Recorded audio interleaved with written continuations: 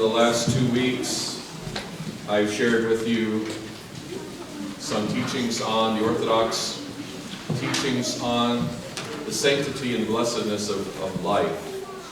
2 weeks ago, I talked about how the entire gospel is predicated on the salvation, protection, and sanctification of life. And then last Sunday, I read from you the excellent message of his Beatitude Metropolitan Tikhon on Sanctity of Life Sunday. And to make it 3, since we're Orthodox, today I want to give you a little reflection post Sanctity of Life Sunday, post March for Life. So this, depending on where your positions are, you might be a little uncomfortable with what I'm about to share with you, but I promise you, I'm only going to share you what I know as the truth. I'm not going to engage in political rhetoric for the sake of some kind of political position. Last Friday was the March for Life.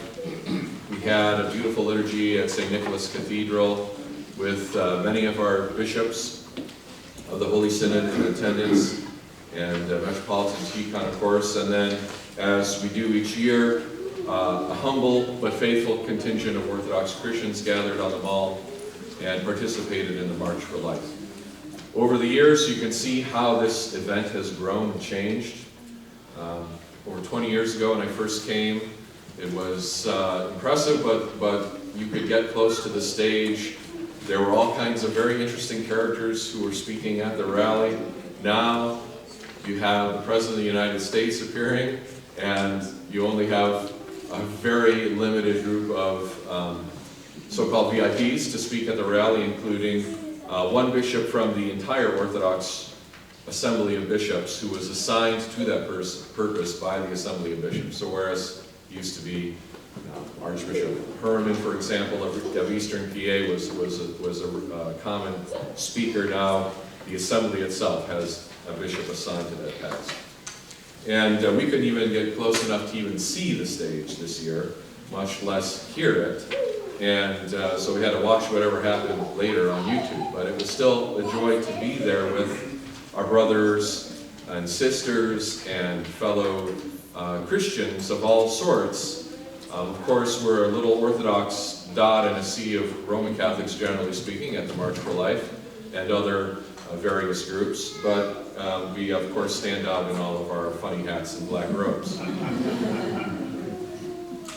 So I thought today I would just reflect on where have we come?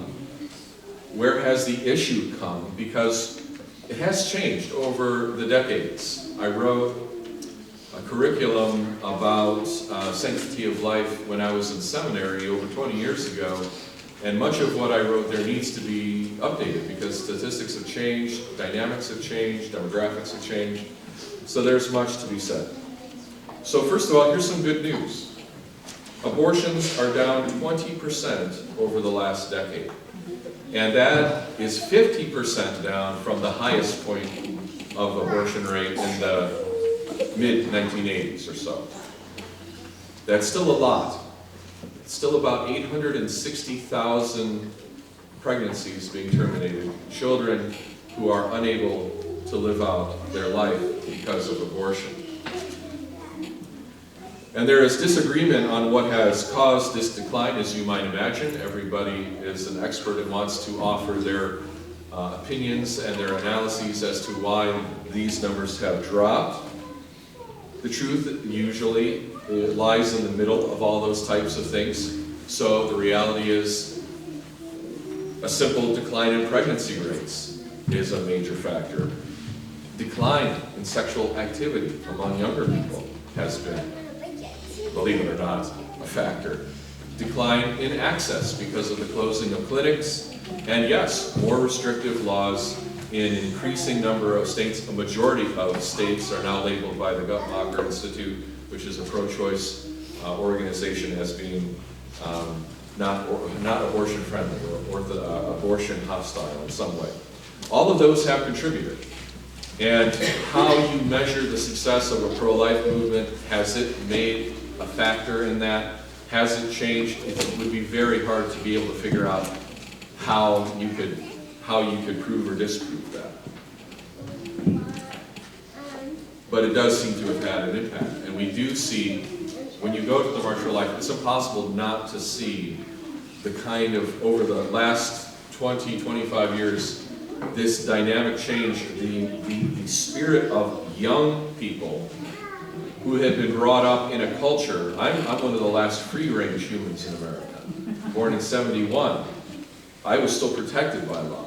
But these kids have grown up in a society in which their existence does not belong to them by any means, but is a gift of their parents alone.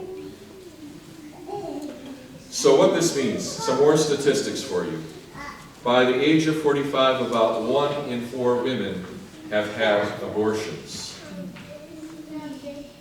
And we're looking at probably 1 in 6 at this point, maybe between 1 in 6 and 1 in 5 children that are conceived do not make it because of abortion. So if you're a young person, you can count every 5 or 6 of you and tell that person to go sit down and say that's the person who wasn't here because of that. It changes your whole dynamic when you see it that way. The rates of abortions are fairly evenly distributed according to education level and immigration status. And for the most part through religious affiliation, with 2 exceptions. Those who identify themselves as having no religious affiliation, nuns, are almost twice as likely, or have twice the rate of abortion as churched people. And those who identify as evangelical have half as likely, mostly evangelical Protestants, but if you follow, I think it's the Pew Research, evangelical simply means a person who identifies as having made a personal commitment to Jesus Christ as their Savior. Most of you, if you're a committed Orthodox Christian, fall under that category. You are born again. Don't let anyone tell you otherwise. However, it is not, of course, evenly distributed across age, race, relationship status, or economic status. So let's look at each one of these. Age, not surprisingly, mostly it's young people, but often we're faced with the specter of the poor teenager who makes a mistake or gets into trouble, and now their whole life, is going to be ruined because of an unexpected pregnancy. The reality is that when it comes to adolescence, only about 12% of abortions are for women under 20, and if you go to age 17 and under, that's 4%. So the vast majority of abortions are for 20-year-old and up. The majority, 60% of abortions, are for women in their 20s, with about 2/3 of that being ages 20 to 24. That is the danger zone of pregnancy for women, right?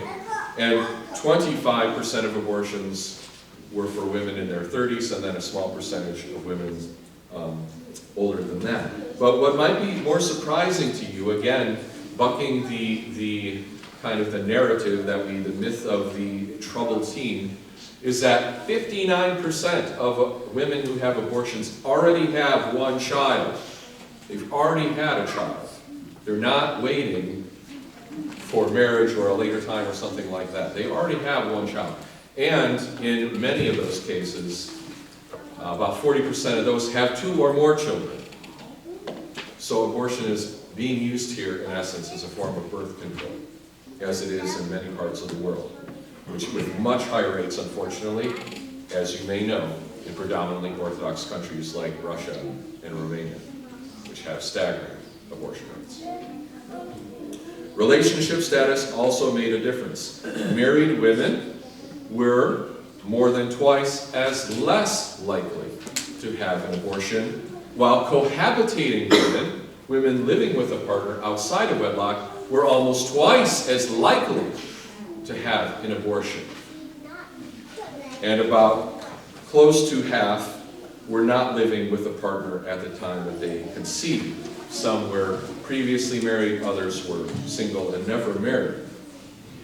But what this does show you is that marriage is a stable relationship and economic foundation for a family life is the greatest deterrent toward the incentive for abortion. Pro-marriage is to be pro-life. And we need to support our young people not to cohabitate as a form of experimental marriage or trial marriage, but rather to be committed and to support them in that commitment to living a married life. More and more people are putting off marriage until they're much, much older, and the benefit of that is also outweighed sometimes or counterbalanced in many cases by the negatives, decreasing pregnancy rates, the danger of premarital pregnancies, and so forth. Race is also an important area of inequality. 39% of abortions were white, 28% black, 25% Hispanic, 6% Asian or Pacific Islander, and 3% of other background. That means a significantly disproportionate amount of black women have had an abortion compared to other ethnicities. Somewhere like four or more times the rate. This reflects perhaps barriers to access, to preventative measures, or to health care, but in many cases, increased access to health care doesn't always change the rates, because very often women are paying out of pocket for their abortions because they don't want to go into their health insurance with this problem. Well, where it really begins to stand out is poverty. Where abortion really spikes in its rates is among the poor and low income. So 75% of abortions were for those either below the poverty line, about half of that, 49%, and 26% for those in low income. So poor means at the poverty line or lower, and low income means the poverty line to twice the poverty line, to 100% more. And the poverty line in the United States, for most of the United States, is around $16,000.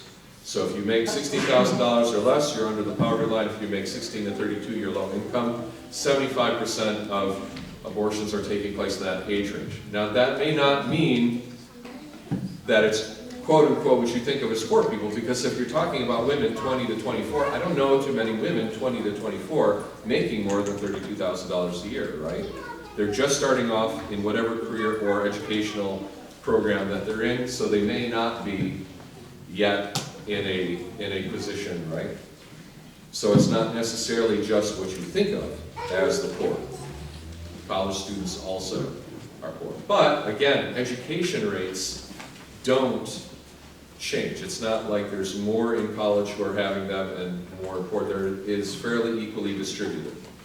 So it makes it rather difficult to try to figure this out. Again, it may reflect the difficulty of those in lower income homes to have access to preventative care or contraception.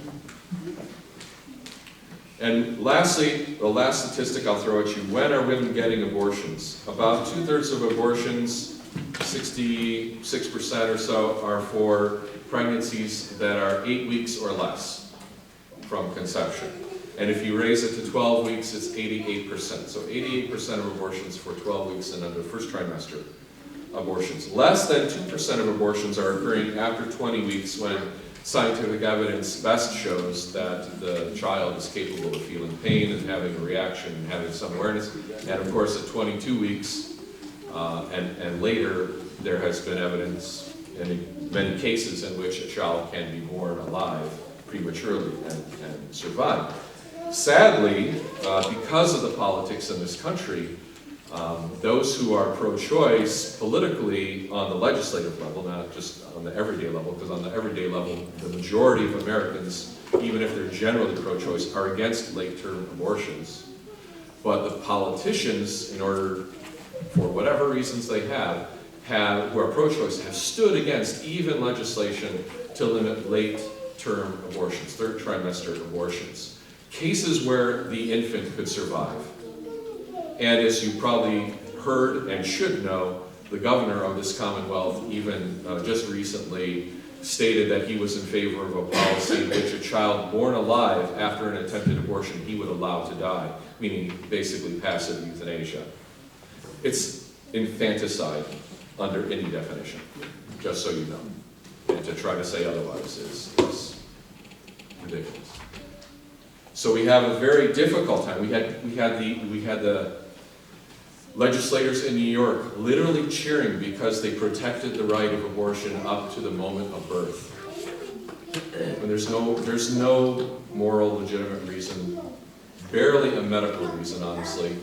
The ability to give birth to a child at that stage is safer than to try to abort it. To uphold that as somehow a victory for the people of your state or your nation is honestly obscene. And it's only about, what did I say, 2%. 2%. So if you want to actually make a difference about abortion, this is what you're up against. This kind of madness. It's a good thing to stand against abortion whenever and however possible, because it's a horrible thing. It's not a sign of an educated culture. It's not a sign of a culture that values women. There's a fantastic article, I think I shared it on Facebook, by a pro-life woman saying, when the one actress at the awards, thanked her ability to exercise her right of choice so that she could continue her career and win a fancy award, basically. Good for you. Was in no way a victory for women. The existence of abortion perpetuates and continues a society in which women's greatest gift, the ability to give life, is diminished and disrespected and disregarded and discriminated against in the workplace. If we live in a culture which says if you get pregnant, that means you're at a disadvantage economically, that's not a problem with pregnancy. That's a problem with the culture and with society. If you'd like a really good place to understand how you can still be a feminist and be pro-life, I encourage you to visit feministforlife.org. Patricia Heaton, the great actress, is one of their spokespeople, and it really lays out why the existence of abortion perpetuates the victimization of women, not the liberation of women. We're starting to recognize there's the existence of what we call toxic masculinity in this culture, right? And there is. But abortion enables and goes hand in hand with toxic masculinity. Because healthy masculinity is a culture in which men are responsible for themselves sexually, they are responsible for the children they create, and they are caring for the women with whom they are intimate. And abortion is a get out of all of that free card. And it has been so for the last 47 years.